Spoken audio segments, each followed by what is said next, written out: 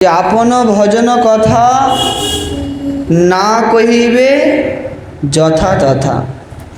নিজের ভজনের কথা কখনোই কাউকে বলা যাবে না। সবসময় সেটা নিজের মনের মধ্যে গোপনে রাখতে হবে। রাখো প্রেম হৃদয়ে ভরিয়া। নিজেদের প্রেম ভালোবাসা, ভগবানকে কতটা প্রীতি করছি, কতটা প্রেম করছি, এই সমস্ত কিছু লোককে দেখানোর জন্য নয়, লোক দেখানোর জন্য নয়। এগুলি গোপন জিনিস, গোপনে রাখতে হয়। নিজেদের ভজন কথাও কাউকে বলা যাবে না। কিন্তু আমরা তো সবাইকে বলতে পারলেই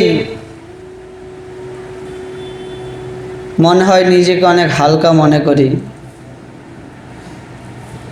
যেমন ভজন রাজ্যে আমরা রাত্রেবেলাও যদি কোনো স্বপ্ন দেখি, সেটা আমরা সকালবেলা আবার সবাইকে বলে দিই। যদি কোনো স্বপ্ন দেখি রাত্রেবেলা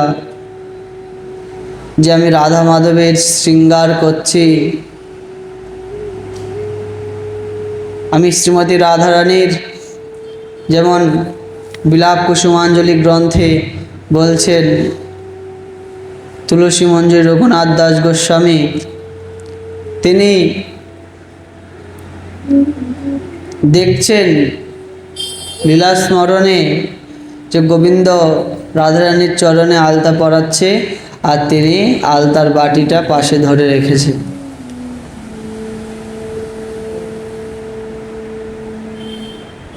এই রকম স্বপ্ন যদি আমরা দেখি রাত্রিবেলা,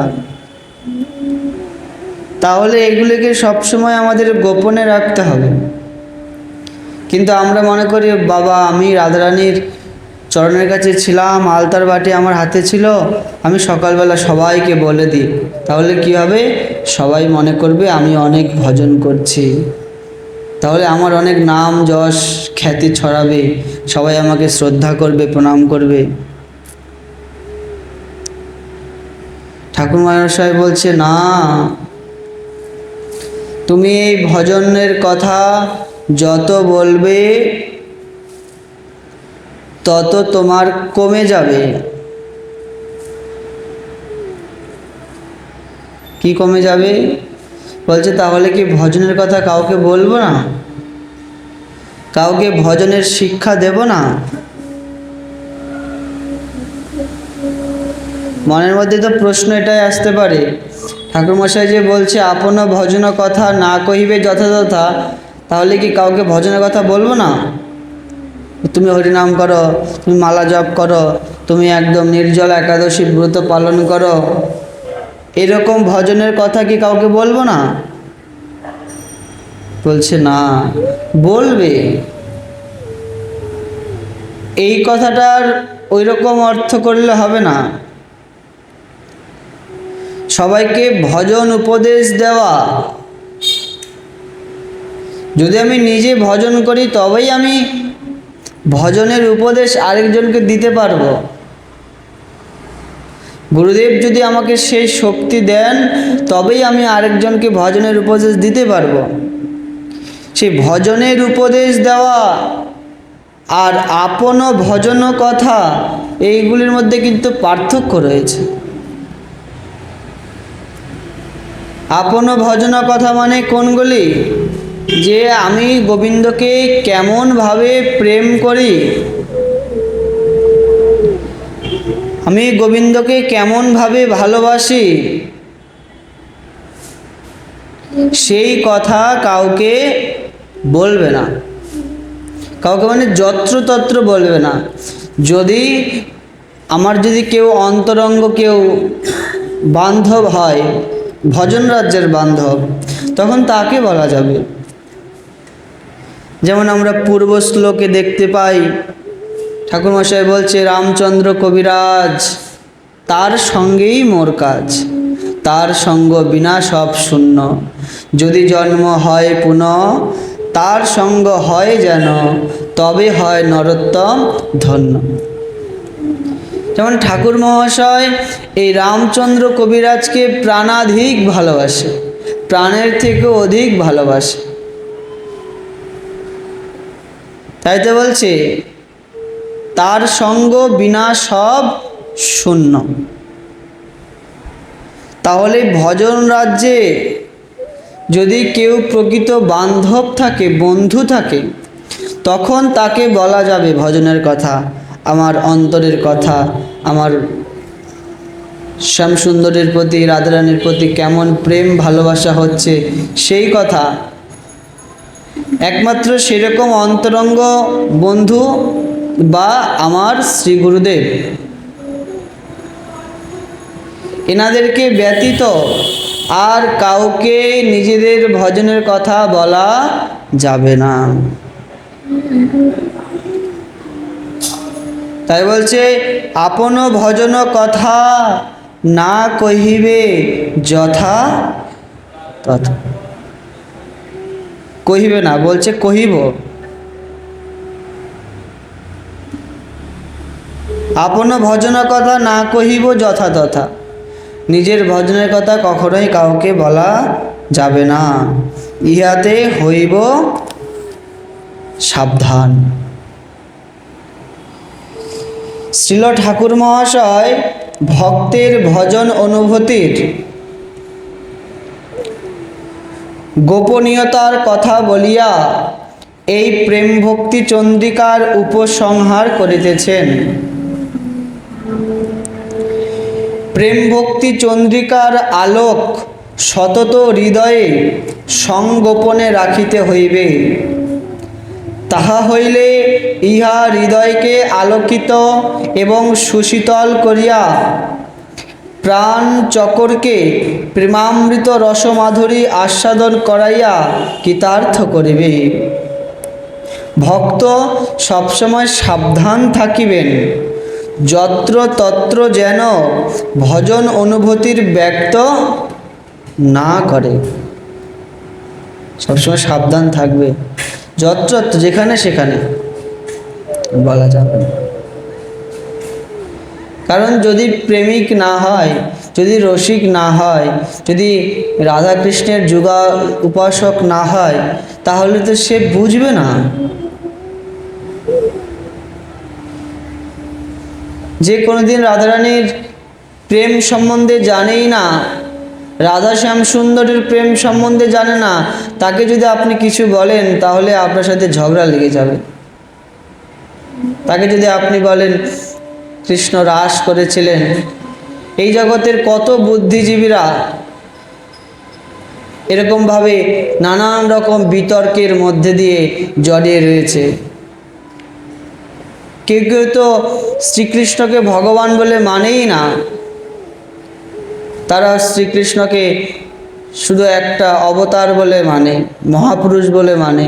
আমাদের মহাপ্রভুকেও ভগবান বলে মানে না, মহাপ্রভুকেও মহাপুরুষের তালিকায় তুলে ধরেছে।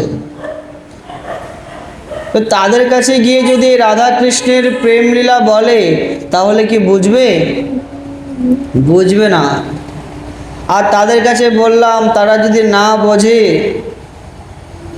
সেটার যদি আরো উল্টো অপব্যাখ্যা করে, তাহলে অপরাধ কিন্তু আমাদেরই হবে। বলছে ভক্ত সাবধান থাকিবেন যত্র তত্র যেন ভজন অনুভূতি ব্যক্ত না করে। যেখানে সেখানে বলা যাবে না, খুব সাবধান।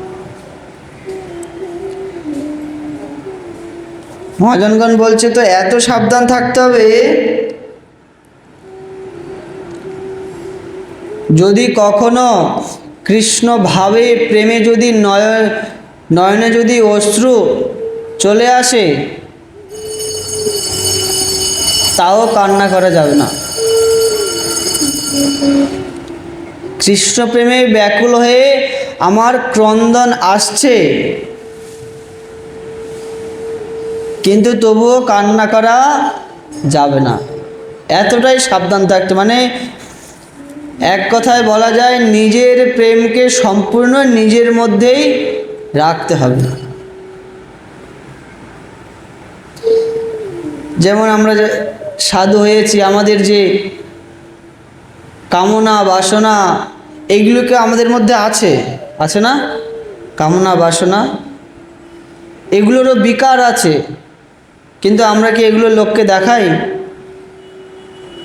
না, এগুলো দেখানোর জিনিস নয়। আমাদের সেগুলির বিকারগুলোকেই আমরা আবার নিজেদের থেকেই সংযত করে নিই। সেরকম বলছে এই প্রেমের বিকারটাও ঠিক এইরকম।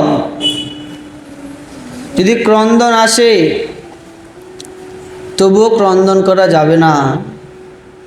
বলে কেন? আমরা যেমন দেখতে পাই দেবানন্দ পণ্ডিতের সেই ভাগবতের পাঠের আসরে তিনি তো পাঠ করছে, আর তার যত শিষ্যরা রয়েছে, গুরু যেমন হবে তো শিষ্য তেমন হবে। গুরুদেব তো কিছুই কোনো প্রেম নেই, কিন্তু ভাগবত পাঠ করছে। তো সেই আসরেই সুভাষ পণ্ডিত বসেছিলেন, তিনি তো ভাগবতের শ্লোক অধ্যয়ন করছে। কেউ তো বুঝতে পারছে না, সবাই হা করে তাকিয়ে তাকিয়ে শুনছে। কিন্তু যে বুঝতে পারছে, কে? সুভাষ পণ্ডিত বুঝতে পারছে যে কোন শ্লোকে কি বলছে, কোন প্রেমের কথা বলছে, কোন ভাবের কথা বলছে, তিনি বুঝতে পারছে। তো তার প্রেমের বিকার হচ্ছে, সে হাউমাউ করে কাঁদছে, ধুলায় গড়াগড়ে যাচ্ছে, আবার দুই বাহু তুলে নৃত্য করছে, পাগলের মতো হয়ে গেছে। তখন তাকে কি করলো? সেই এনার জন্য আমাদের ভাগবত পাঠের আসরে ব্যাঘাত সৃষ্টি হচ্ছে, এনাকে নিয়ে ওই দরজার বাইরে রেখে এসো, তাই না? উনি তো ওনার ভাবটাকে মিথ্যা অভিনয় করছে, ঢং করছে না। এরা তো বুঝতে পারছে না, অর্থ না জেনে, প্রেম না জেনে গ্রন্থ পাঠ করছে করছে করছে করছে। তো যে বুঝবে তার মনেই তো বিকার হবে, যে বুঝবে সেই তো খুঁজবে। তাকে বলছে যাও বের করে আসো। এনার জন্য আমাদের ভাগবত পাঠে ডিস্টার্ব হচ্ছে, ব্যাস বৈষ্ণব অপরাধ হয়ে গেল। এই জন্য বলছে যত্রতত্র নিজের ভাব প্রেম প্রকাশ করতে নেই। প্রেমটাকে প্রকাশ করে যত না আনন্দ আছে, প্রেমটাকে যত নিজের মধ্যে গোপন রাখা যাবে তত আরো বেশি আনন্দ পাওয়া যাবে। প্রকাশ করলে আনন্দ আছে? নেই। যত গোপন রাখবে তত সে প্রেম গাঢ় হবে। তাই বলছে যত্র তত্র এগুলি ব্যক্ত করবে না। প্রয়োজন হইলে শ্রী গুরুদেব এবং স্বীয় অন্তরঙ্গ রসিক ভক্তের নিকট ব্যতীত, কাদের কথা বলছে? গুরুদেব, গুরুদেবের কাছে সব বলা যায় ভজন রাজ্যে, কোনো কিছুই লুকানোর নেই। যেমন ডাক্তারের কাছে আর গুরুদেবের কাছে কিছুই যদি লুকাই তাহলে ক্ষতিটা আমারই হবে, তাই না? আমার ধরেন পেটে একটা ব্যথা হয়েছে, কারণ ভাবছি ডাক্তারকে যদি বলি ডাক্তার তো আমার পেট কেটে ফেলবে, ভয় আর বলছি না, মিথ্যা কথা, না না ডাক্তারবাবু আমার কোনো ব্যথা ট্যাথা নেই। ক্ষতি কার হবে গো? আমাদেরই হবে। ডাক্তারের কাছে কোনো দিন কোনো কিছু গোপন রাখতে নেই। আর গুরুদেবের কাছেও ঠিক সেরকম কোনো জিনিস গোপন রাখতে নেই, সব কিছু বলতে হয়। গুরু শিষ্যের সম্পর্ক সবসময় এই জগৎ সংসারের থেকে আলাদা। একটা সময় মাতা পিতার সঙ্গে সন্তানের সম্পর্ক খুব সুন্দর থাকে, কিন্তু একটা সময় আসলে মাতা পিতার সঙ্গেও সন্তানের সম্পর্কটা শেষ হয়ে যায়। শেষ হয়ে মানে কি? মানে একটা সময় থাকে যেখানে মাতা পিতা এবং সন্তান সব কিছু কথাবার্তা বলা বলি সব কিছু হতে থাকে, কিন্তু একটা সময় পর আর সেটা হয় না। এই জন্য আবার সন্তানকে বিবাহ দেওয়া হয়। তখন সব কথাবার্তা তখন আবার স্ত্রীর সঙ্গে বলা হয়, কিন্তু গুরুদেবের সঙ্গে শিষ্যের সম্পর্ক সেরকম নয়, জন্ম জন্মান্তরের সম্পর্ক। শুধু এই জন্মে যে সদানন্দ দাস বাবাজি মহারাজ আমার গুরুদেব হয়েছেন তার সঙ্গে এই জন্ম পর্যন্তই শেষ না, জন্ম জন্মান্তরের সম্পর্ক। আমি খুব ছোটবেলা থেকেই ভক্তিপথে এসেছি, কিন্তু এদিক ওদিক অনেক জায়গা ঘুরেছে, নবদ্বীপ, বৃন্দাবন, রাধাকুণ্ড, গোবর্ধন, অনেক জায়গায় ঘুরেছি, অনেক গুরুদেবের সঙ্গ করেছি, অনেক বৈষ্ণবের সঙ্গ করেছি। হয়তো বয়সটা কম, কিন্তু তবুও করেছি, মনে সাহস নিয়ে নিয়ে একা একাই বৃন্দাবনে চলে যেতাম অনেক জায়গায়,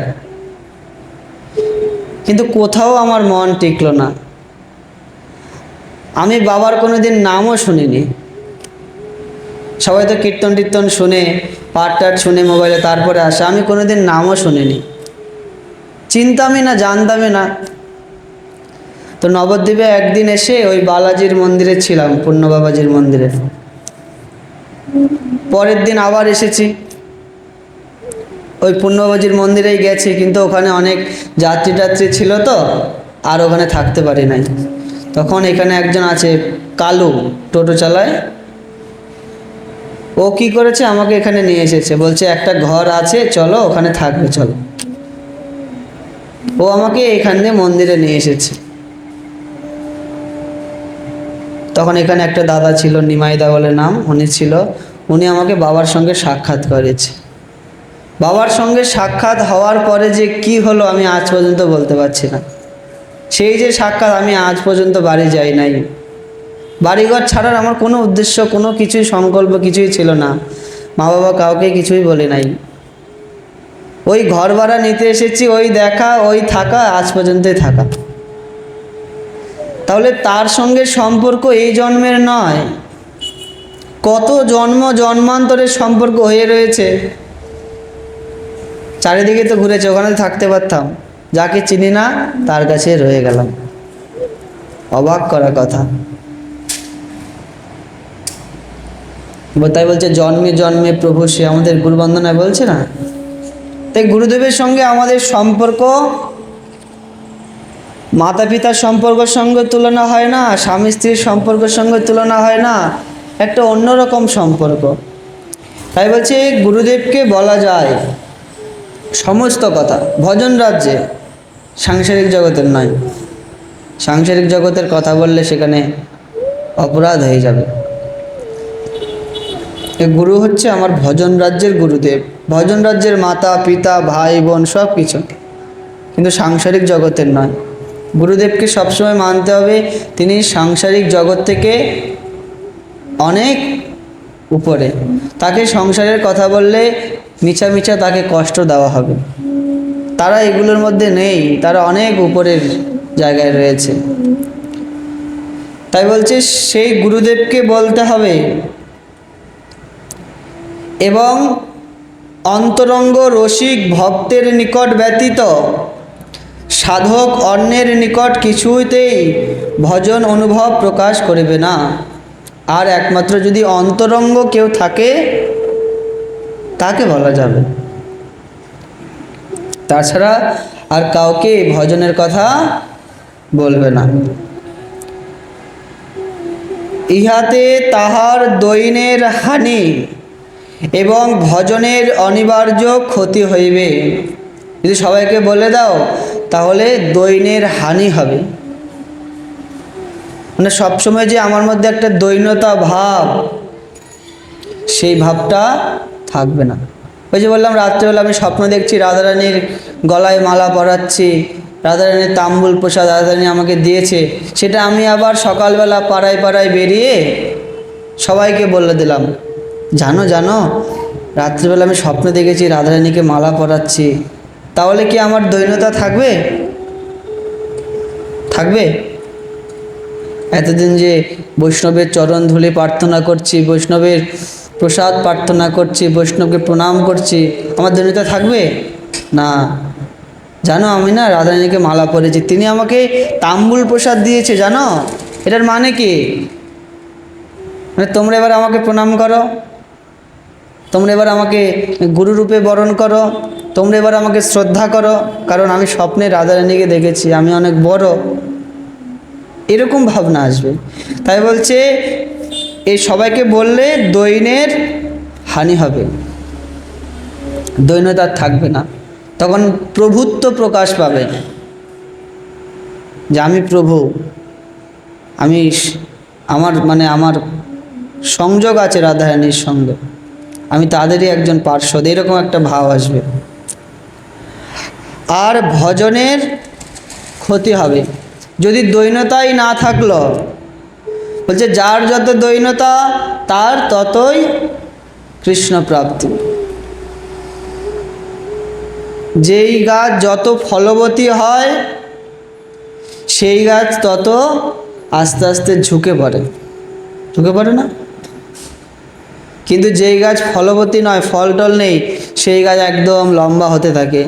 কলা গাছ দেখবেন যতদিন ফল টল থাকবে না ততদিন লম্বা হতে থাকবে, যখনই কলার কাঁদি আসবে তখন আস্তে আস্তে ঝুঁকে পড়বে। তাই বলছি যার যত দৈন্যতা তার তত কৃষ্ণ প্রাপ্তি।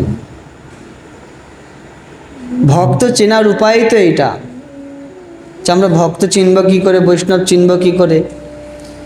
মনে করবেন যার প্রতি যত দৈন্যতা দেখবেন, মনে করবেন এনার ভিতরেই অনেক ফল লুকিয়ে রয়েছে, ইনিই একটা ফলবতী বৃক্ষ।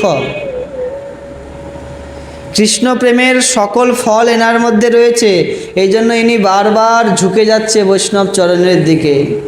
আর যার মস্তক কোনোদিন বৈষ্ণব চরণের দিকে ঝুঁকে না, সে বৈষ্ণব হওয়ার যোগ্য নয়।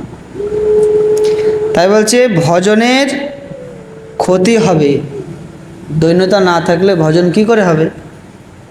আগে তো দৈন্যতা দরকার। আর আমি সবাইকে যদি ভজনের কথা বলে দিই তাহলে দৈন্যতাও চলে গেল, ভজনের ক্ষতি হইবে। শ্রীল ঠাকুর মহাশয় ইতিপূর্বেও অনেকবার বলছেন, এই প্রেম ভক্তি চন্দ্রিকায় বলছেন, রাখো প্রেম হৃদয়ে ভরিয়া। মানে এগুলো কি করছে? ভক্তগণকে সাবধান করছে, হে ভক্তগণ তোমরা সাবধান হয়ে যাও, রাখো প্রেম হৃদয়ে ভরিয়া। প্রেমটা রাস্তাঘাটে ছড়িয়ে ছিটিয়ে দেওয়ার জিনিস নয়, প্রেমটা খুব আদরের জিনিস, প্রেমটা খুব যত্নের জিনিস, বড় আদর করে রাখতে হবে।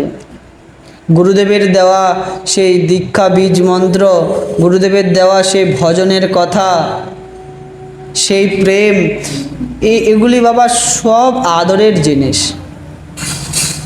যেমন দেখবেন আমাদের যেটা আদরের জিনিস সেটা কখনো কাউকে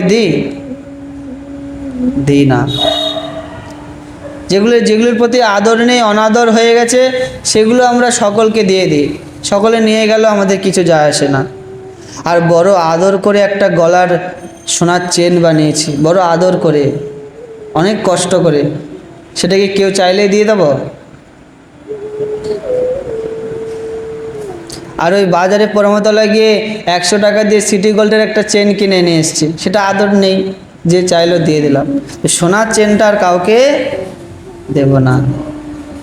যদি আমার ধরেন বোন হলো বা আমার ভাই হলো, তাকে যে অন্তরঙ্গ, যে আমার কাছের মানুষ, তাকে দিয়ে দিলাম। এই ভজনটাও সেরকম বড় আদরের জিনিস, যেখানে সেখানে দান করার জন্য নয়। তাই বলছে রাখো প্রেম হৃদয়ে ভরিয়া। আবারও বলছে, এই যে আমরা দুদিন আগে এইটা শ্রবণ করেছি, গোপতে সাধিবে সিদ্ধি, বলছে না, মানে এই সিদ্ধিটা গোপনে সাধন করবে, কেউ যেন না জানতে পারে। ইত্যাদি পয়ারে এ বিষয়ে সাধকগণকে পুনঃ পুনঃ সাবধান করিয়া দিয়াছেন। পুনঃ পুনঃ উল্লেখ করার এই বিষয়টির বিশেষ গুরুত্ব বোঝা যাইতেছে। বলছে সাধককে বারবার এই বিষয়ে সাবধান করা মানে এই বিষয়ের বিশেষ একটা গুরুত্ব দেখা যাচ্ছে। কারণ বারবার কোনো একটা জিনিস যদি আমাদেরকে বারবার কেউ সাবধান করে, এই ওখানে যাবি না কিন্তু, এই ওই কাজটা করবি না কিন্তু, ওরা কিন্তু ভালো না, ওখানে কিন্তু যাবি না, বারবার আমাদেরকে সাবধান করার মানে হচ্ছে এই বিষয়টায় একটা বিশেষ গুরুত্ব লুকিয়ে রয়েছে। তাই বলছে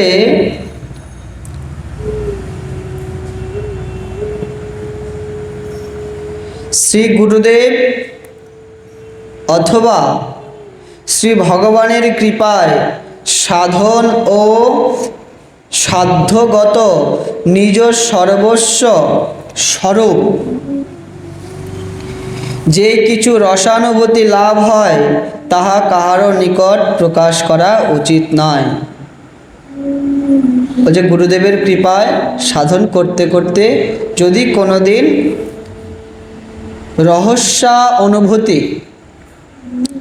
রহস্যযুক্ত অনুভূতি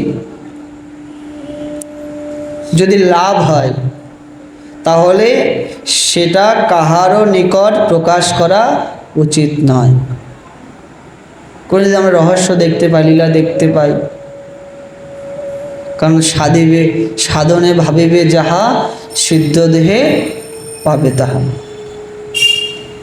সারাদিন যদি আমরা ভগবানের কথা চিন্তা করি, ভগবানের নামের কথা চিন্তা করি, ভক্তের কথা চিন্তা করি, প্রসাদের কথা চিন্তা করি সারাদিন, তাহলে রাত্রে স্বপ্নেও আমরা সেগুলোই দেখতে পাবো। ওই যে বলছে সাধনে ভাবিবে যাহা সিদ্ধ দেহে পাবে তা। আর সারা জীবন যাহা আমরা সাধন করছি আমরা সিদ্ধ দেহে তাই পাব। যেমন আমরা তিনকড়ি গোস্বামী পাদের জীবন চরিত্র দেখতে পাই। সারা জীবন তো মালা জপ করেছে, হরিনামের মালা জপ করছে, তা সে যখন বৃদ্ধ হয়েছে, এটা 108 শ্রী শ্রী বিনোদ বিহারী দাস বাবাজি মহারাজের মুখে শোনা। সারা জীবন তো মালা জপ করেছে, যখন বৃদ্ধ হয়েছে না, অচৈতন্য অবস্থায় চেতন শূন্য হয়ে যায়। বয়স হলে সবাই বাচ্চার মতো হয়ে যায় না, তখন আর কি করবে না করবে কোনো জ্ঞান থাকে না। যে রাত্রেবেলা ওই মালা তো হাতে নেই, তবু আঙ্গুলের মধ্যেই মালা জপ করত। আবার কোনো কোনো সময় দেখা যেত জপের মালা হাতে নেই, ওই গলার পৈতাটা নিয়েই মালা জপ করত। আর পৈতাটা যখন পেঁচিয়ে যেত তখন আবার বলতো, বিনোদ দেখতো বাবা আমার মালাটা না পেঁচিয়ে গেছে, একটু ছাড়িয়ে দিত। শিষ্যরা কি বলবে, আরে বাবা এটা তো মালা না, এটা তো পৈতা। তারা সেগুলো বলতো না, তারা আবার পৈতাটাকে আবার ছাড়িয়ে দিত, নাহলে আবার যদি ভজনের ব্যাঘাত হয়। এইভাবে বলছে সাধনে ভাবিবে যাহা সিদ্ধ দেহ পাবে তাহা।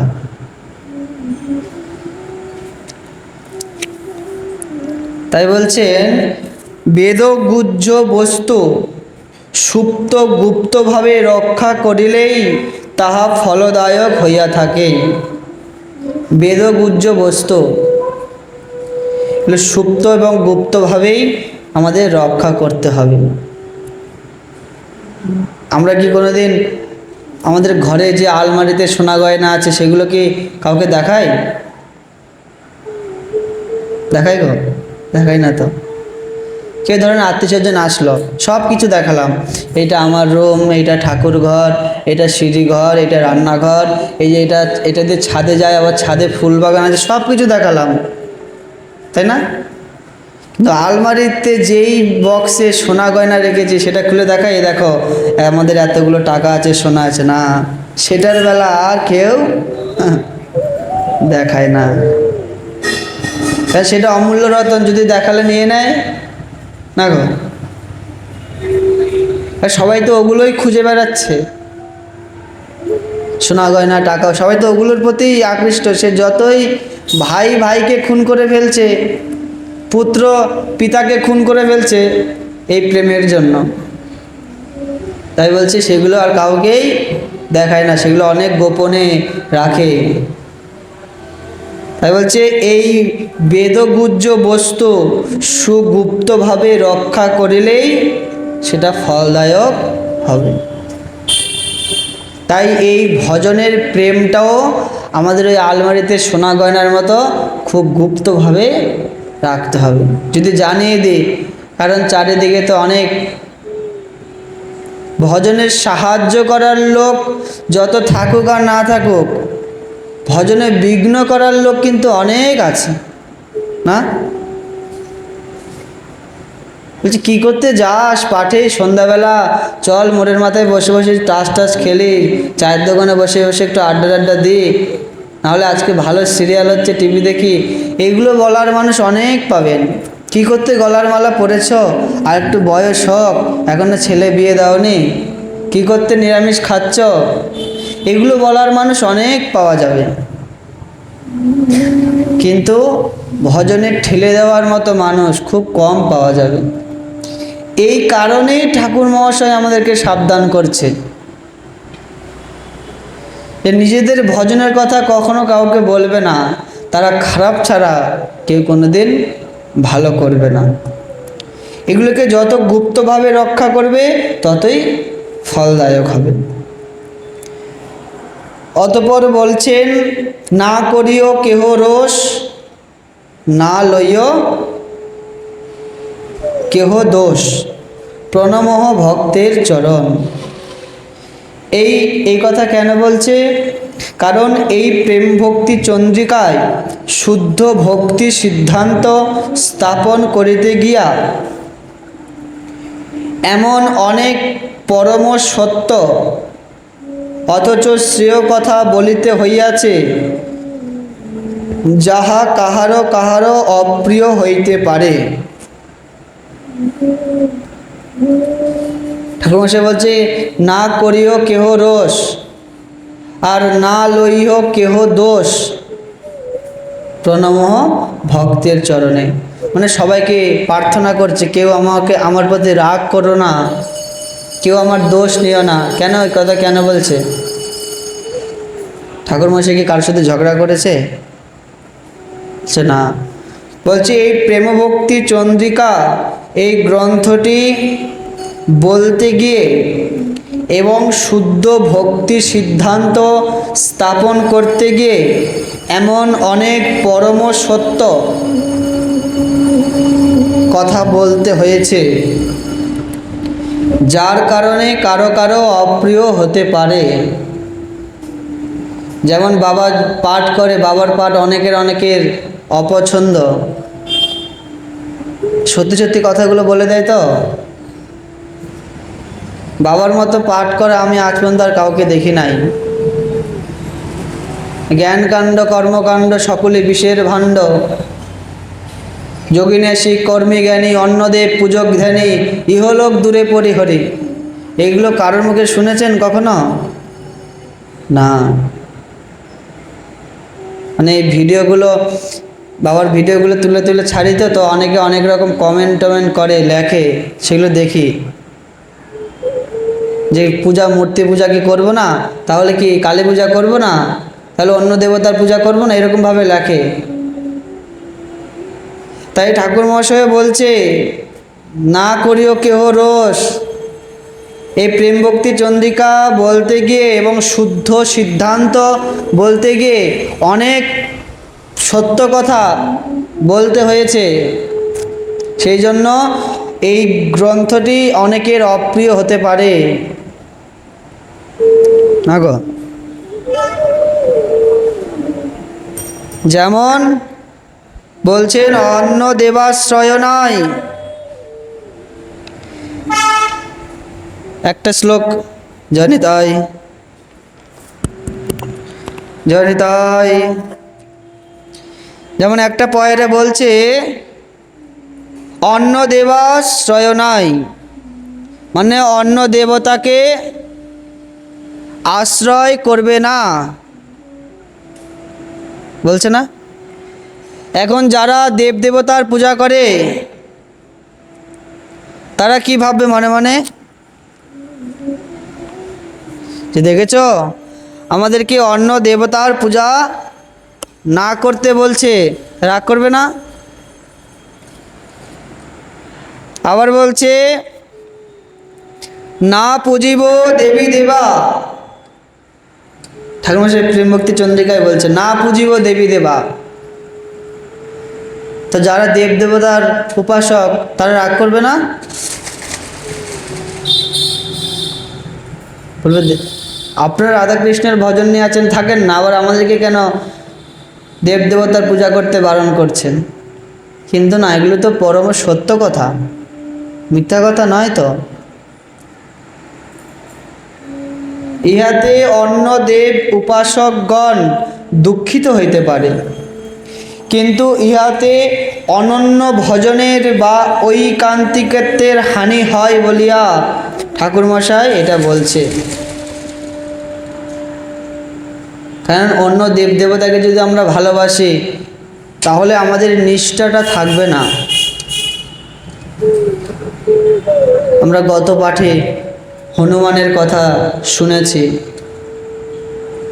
ঠাকুরমশাই হনুমানের কথা বলছে, তিনি একনিষ্ঠভাবে যেইভাবে রামকে ভালোবেসেছে,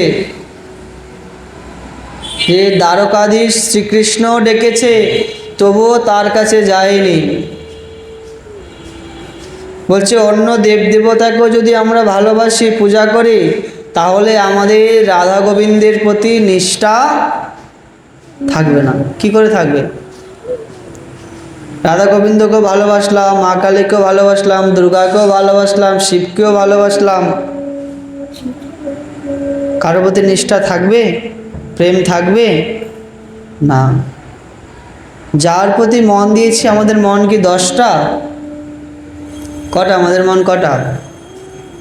হ্যাঁ, একটা। তাহলে একটা মন কতজনকে দেব? একটা মন এক জায়গায় দিতে হবে। বলে তাহলে আমি দুর্গার চরণে দেব না। দুর্গা কাকে সেবা করে, পূজা করে? দুর্গা কাকে শ্রদ্ধা করে? আমার সেই রাধা মাধবকেই তারা সেবা করছে। শিবকে দিলে শিব কার উপাসনা করে? রাধা মাধবেরই উপাসনা করে। যদি ওই শনিদেবকে দিই, শনিদেব কার উপাসনা করে? রাধা মাধবেরই উপাসনা করে। তারাও রাধা মাধবের উপাসনা করে। গীতায় বলছে যে যে কোনো দেবদেবতার পূজাই করুক না কেন, পরবর্তীতে তারা তাদের দিক দিয়ে আমাকেই ভালোবাসে। মানে আপনি কালী পূজা করুন, দুর্গা পূজা করুন, লক্ষ্মী পূজা করুন, যাই করুন না কেন, সেগুলির সমস্ত দিক থেকে আমার কাছেই আসে তাদের সেই শ্রদ্ধাগুলি।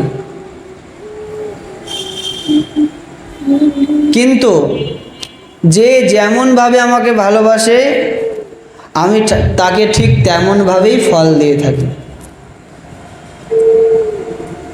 মানে কালী, দুর্গা, লক্ষ্মী যাকে পূজা করি ভগবানের কাছে আসে। ধরেন এগুলির শাখা প্রশাখা, পাতা, ফুল গাছের, তো গাছের মাথায় যদি জল দিই তাহলে গাছের গোড়ায় আসবে।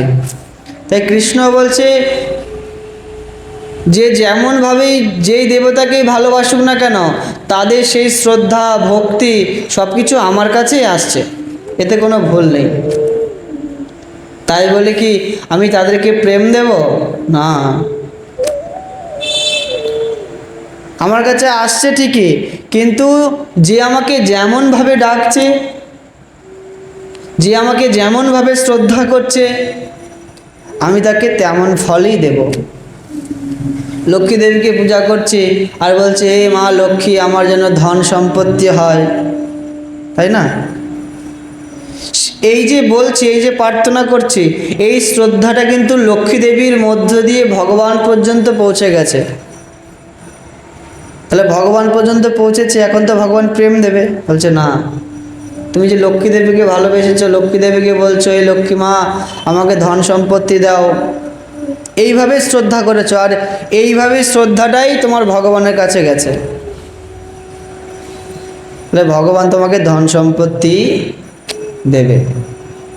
যে যেমনভাবে ভালোবাসবে তাকে তেমনভাবেই সে কৃপা করবে। আর কেউ যদি সাক্ষাৎ রাধা মাধবের উপাসনা করে,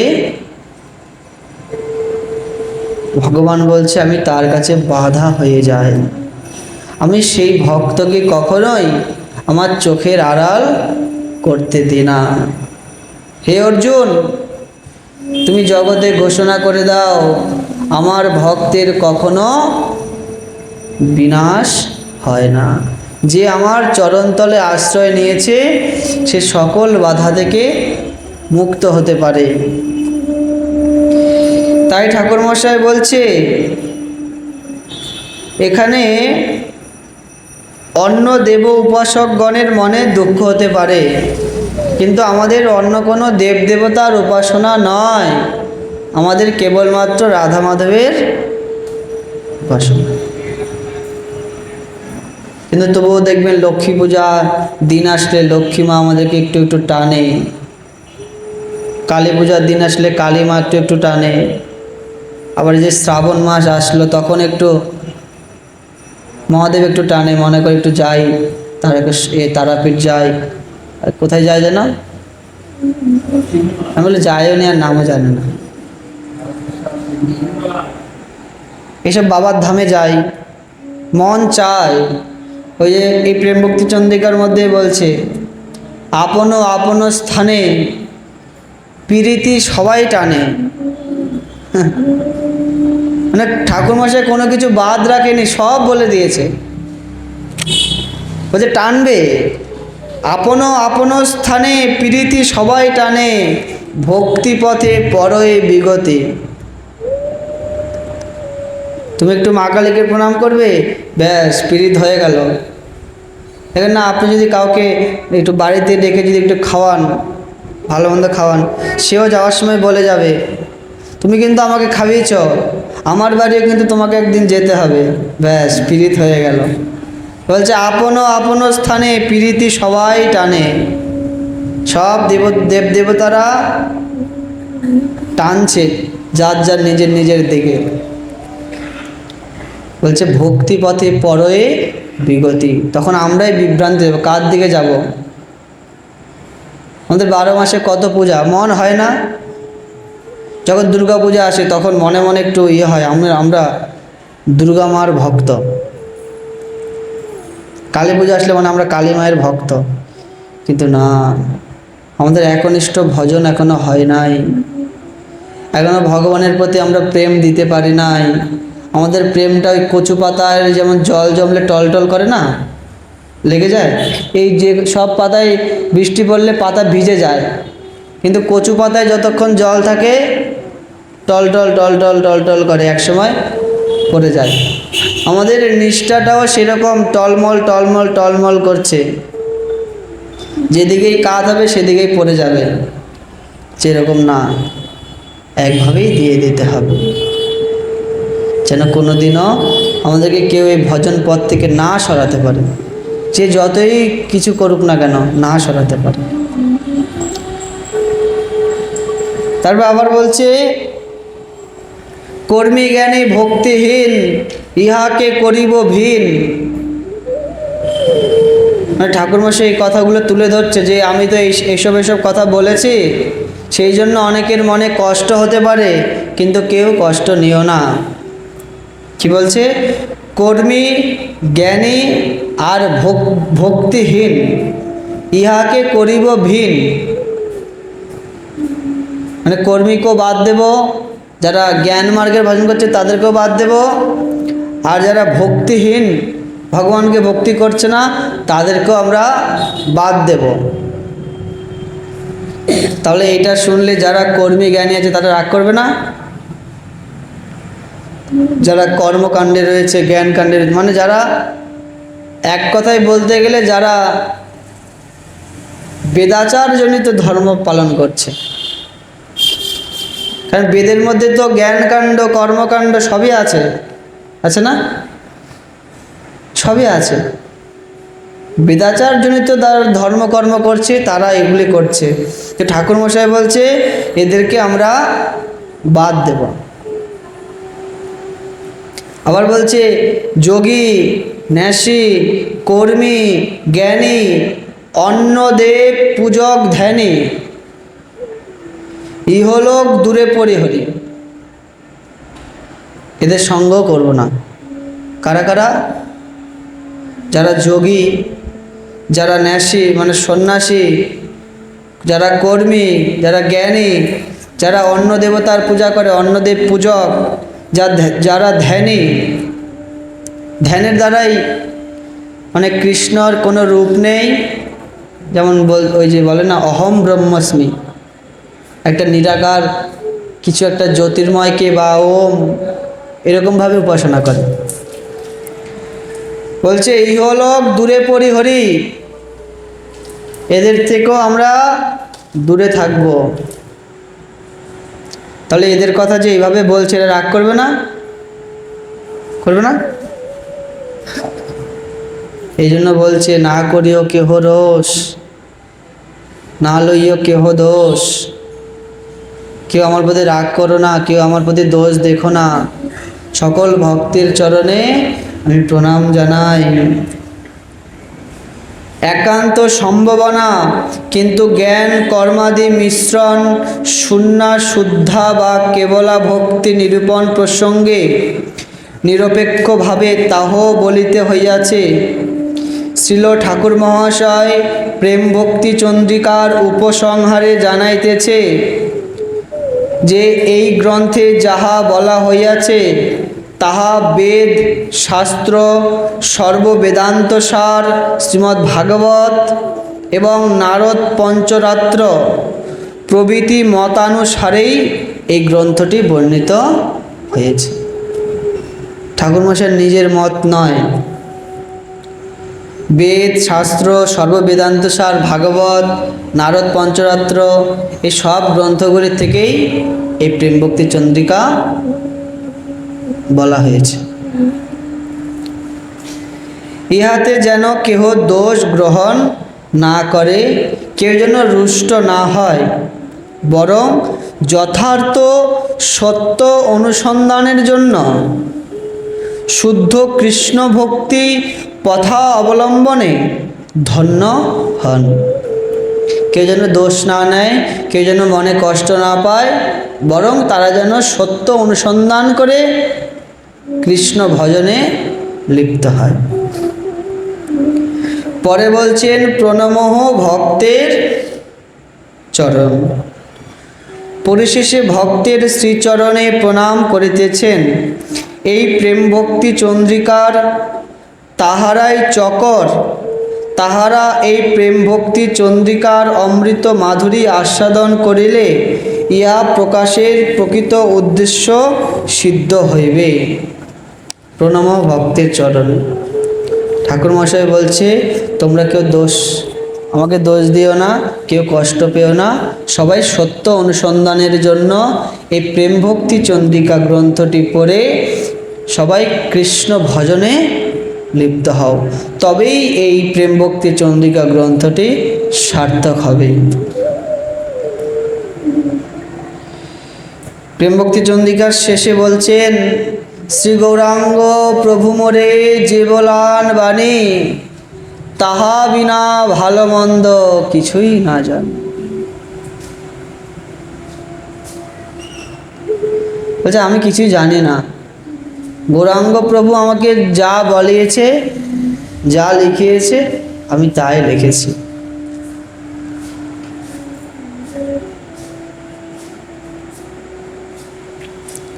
তিনি আমায় যাহা বলাইছেন তাহাই বলেছি, ইহাতে আমার নিজের কোনো কর্তৃত্ব নাই।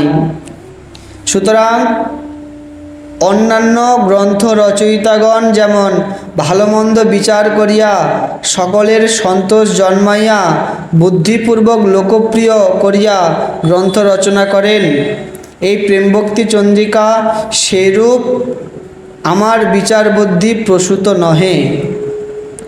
অন্যান্য গ্রন্থকার যেমন নিজের বুদ্ধিতে নিজের জ্ঞানে গ্রন্থ লিখেন, কিন্তু এই প্রেম ভক্তি চন্দ্রিকাটা আমি সেভাবে লিখি নাই। শ্রী গৌরাঙ্গ প্রভু মোরে যে বলান বাণী, গৌরাঙ্গ প্রভু আমাকে যা বলিয়েছে আমি তাই বলেছি, তাহা বিনা ভালো মন্দ কিছুই না জানি। তার কথা ছাড়া ভালো মন্দ আমি কিছুই জানি না। যেমন কৃষ্ণদাস কবিরাজ গোস্বামী পাদ চৈতন্য চরিতামৃত রচনার হেতু নিরূপণ প্রসঙ্গে লিখেছেন, এই গ্রন্থ লেখায় মোরে মদন মোহন। কৃষ্ণদাস কবিরাজ গোস্বামী শ্রী শ্রী চৈতন্য চরিতামৃত লিখতে গিয়েও উনিও বলেছে, এই গ্রন্থ লেখায় মোরে মদন মোহন।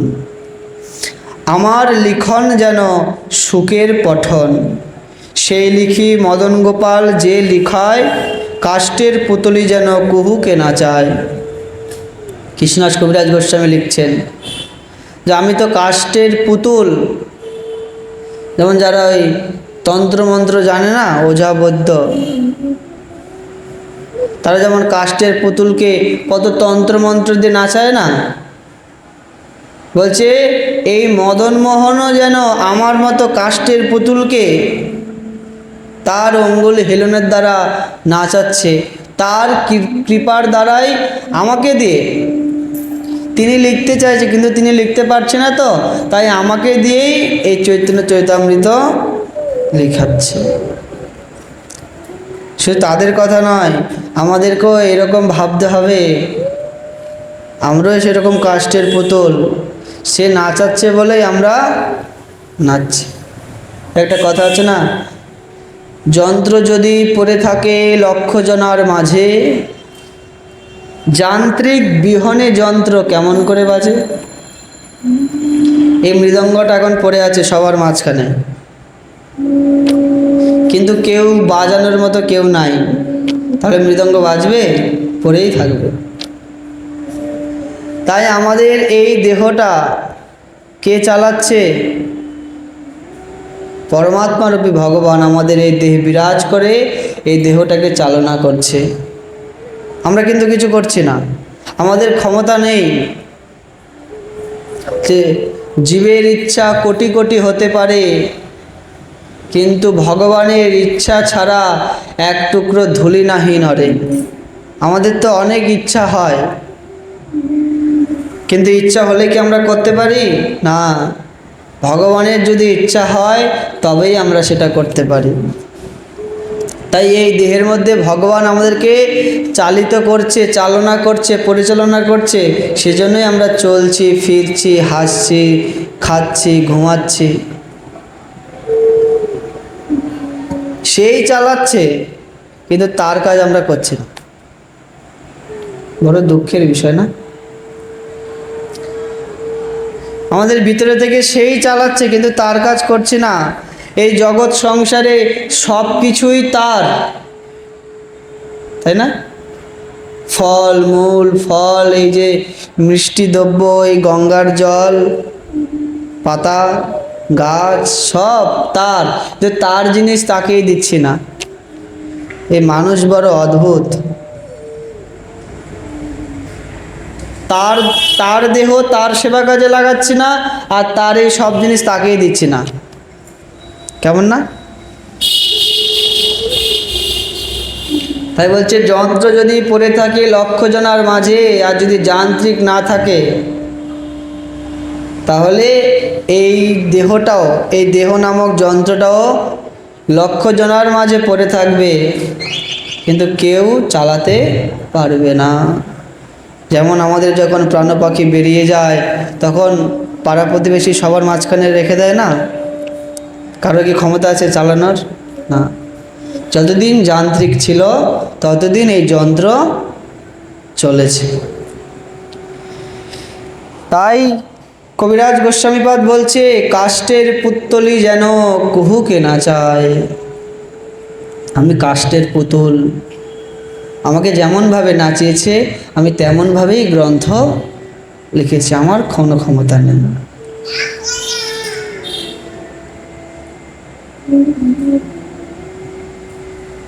শ্রীমৎ রূপ গোস্বামী পাদের গ্রন্থাবলী চৈতন্যদেবের প্রেরণায় রচিত, শ্রীল কবিরাজ গোস্বামী পাদের চৈতন্য চরিতামৃত সাক্ষাৎ মদন গোপাল দেবের প্রেরণায় লিখিত এবং এই প্রেম ভক্তি চন্দ্রিকা গৌরাঙ্গ মহাপ্রভুর প্রেরণায় প্রকটিত। তাই আমাদের মনে হয় শ্রী চৈতন্য মনোভীষ্টের সংস্থাপক শ্রীমৎ রূপ গোস্বামী পাদের সিদ্ধান্ত, শ্রী ভাগবতের সার, সমগ্র গোস্বামী শাস্ত্রের নির্যাস, কীভাবে বলছে, ভাগবতের সার এবং সমস্ত গোস্বামী শাস্ত্রের নির্যাস এই চৈতন্য চরিতামৃতে ও প্রেম ভক্তি চন্দ্রিকায় পাওয়া যায়। নিতাই গৌর হরি বল। কত মূল্য রাখছেন মহাজনগণ, সকল কিছু নির্যাস রস তুলে ধরেছে। সর্বশেষে পূজ্যপাদ গ্রন্থাগার তার গুরু পাদপদ্ম স্মরণ করছে। লোকনাথ প্রভুপদ হৃদয় বিলাস, প্রেম ভক্তি চন্দ্রিকা কহে নরোত্তম দাস। নিতাই গৌর হরি বল। শ্রী শ্রী প্রেম ভক্তি চন্দ্রিকা প্রার্থনা গ্রন্থ কি? শ্রীল নরোত্তম দাস ঠাকুর মহাশয় কি? শ্রীল লোকনাথ গোস্বামী পাদ কি? তাই বলছে লোকনাথ প্রভুপদ হৃদয়ে বিলাস, প্রেম ভক্তি চন্দ্রিকা কহে নরোত্তম দাস। মঙ্গলাচরণে শ্রী গুরুর চরণ বন্দনা করিয়া গ্রন্থের আরম্ভ করছেন। আবার শ্রী গুরুর চরণ বন্দনা করিয়াই গ্রন্থের উপসংহারও করছেন, তাই না? প্রথমে বলছে শ্রী গুরু চরণ পদ্ম কেবলই ভকতি সদ্ম বন্দময়, এটা আরম্ভ না প্রেম ভক্তি চন্দ্রিকার। আবার লাস্টে বলছে লোকনাথ প্রভুপদ হৃদয়ে বিলাস, প্রেম ভক্তি চন্দ্রিকা কহে নরোত্তম দাস। প্রথমেও গুরুর বন্দনা দিয়ে আরম্ভ করেছে, গুরুদেবকে স্মরণ করে আরম্ভ করেছে, আর লাস্টেও গুরুদেবকে স্মরণ করে তিনি শেষ করছেন। শ্রী গৌরাঙ্গ প্রভুর কৃপায় প্রাপ্ত প্রেম ভক্তি রত্নরাজি যেন শ্রীগুরুর করুণারূপ সম্পুটে সযত্নে সুরক্ষিত রাখিলেন শ্রীল ঠাকুর মহাশয়। বলছে এই প্রেম ভক্তি চন্দ্রিকার যে প্রেম রত্ন, এমনভাবে তিনি লিখছেন যেন এই প্রেম রত্নখানি তার গুরুদেবের কাছেই সংরক্ষিত করে রেখেছে সযত্নে। তার গুরুদেবই এই প্রেম ভক্তি চন্দ্রিকাটিকে রক্ষা করছেন, এমনভাবে তিনি আগে এবং পিছে গুরুদেবকে রেখে দিয়েছেন। সম্পুটের নিম্নের ও উপরের যেমন দুইটি সুদৃঢ় ডালার মধ্যে রত্নরাজি সুরক্ষিত থাকে, তদ্রূপ এই গ্রন্থ নিহিত প্রেম রত্নরাজি গুরু কৃপার সুদৃঢ় সম্পুটে সুরক্ষিত রহিয়াছে। শ্রী গুরুর করুণায় এই সম্পুটের চাবিকাঠি ভক্ত সাধক শ্রী গুরু কৃপা সম্বল করিয়াই এই প্রেম রত্নরাজির হার কণ্ঠে পরিধান করিয়া ধন্য হন। যেই প্রেম ভক্তির যে রত্নহার, এটা ভক্ত সাধক শ্রী গুরুর কৃপায় এই গ্রন্থরাজিকে গলার হার করে রেখে দেখ এবং ভজনে এগিয়ে যাক। এইভাবে আমাদের শ্রীল নরোত্তম দাস ঠাকুর মহাশয় তার প্রেম ভক্তি চন্দ্রিকা গ্রন্থখানি বলছে। আজকে এই গ্রন্থ এখানেই বিশ্রাম। আমাদের নিয়ম সেবায় আরম্ভ হয়েছিল আগের বছর কার্তিক মাসে, মনে আছে? কারোর মনে নেই? আরে আজকে বিশ্রাম হলো। এখন অনেক প্রার্থনা অমৃত রয়েছে, সবে এটা হচ্ছে প্রেম ভক্তি চন্দ্রিকা গেল। এই গ্রন্থটা দুই ভাগে ভাগ হয়েছে, এক হচ্ছে প্রেম ভক্তি চন্দ্রিকা আর তার সঙ্গে প্রার্থনা। এই প্রেম ভক্তি চন্দ্রিকা বলছেন এতক্ষণ। চন্দ্রিকা মানে এটা হচ্ছে চন্দ্রিকা লোক। চন্দ্রিকা লোক মানে চাঁদের থেকে শীতলতা আর কোথাও আছে এই জগতে? চাঁদ হচ্ছে সব থেকে শীতলতা দান করে। যে এটা এই প্রেম ভক্তিটা হচ্ছে প্রেম এবং ভক্তি, এইটা হচ্ছে ওই চন্দ্রিকার কিরণের মতো শীতলতা প্রদান করছে ভক্তকে এই গ্রন্থখানি। এই জন্য এনার নাম হয়েছে প্রেম ভক্তি চন্দ্রিকা।